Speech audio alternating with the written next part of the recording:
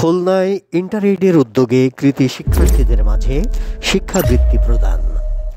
আজ খুলনা নগরীর এক অভিজাত হোটেলে শিক্ষা সহায়ক প্রতিষ্ঠান ইন্টার-এইডের উদ্যোগে বিভিন্ন সরকারি মেডিকেল, ইঞ্জিনিয়ারিং বিশ্ববিদ্যালয়ে চান্সপ্রাপ্ত এবং যশোর বোর্ডের মেধা তালিকায় স্থানকারীদের মাঝে ক্রেস্ট ও মেধাবী শিক্ষার্থীদের মাঝে ১ লক্ষ টাকার শিক্ষাবৃত্তি প্রদান করা হয়।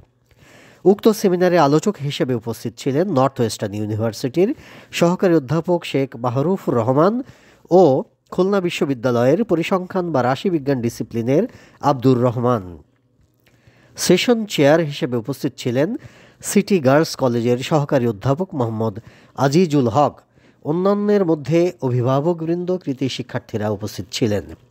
উক্ত অনুষ্ঠানে বক্তারা তাদের বক্তব্যে বলেন, উপযুক্ত শিক্ষার জন্য উপযুক্ত শিক্ষা প্রতিষ্ঠান, উপযুক্ত পরিবেশ ও উপযুক্ত শিক্ষক যেমন দরকার, একই সঙ্গে দরকার সময় উপযোগী পাঠ্যক্রম।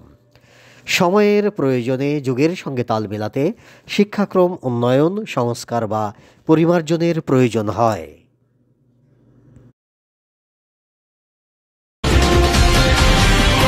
গণ টেলিভিশন, গণমানুষের কথা বলে।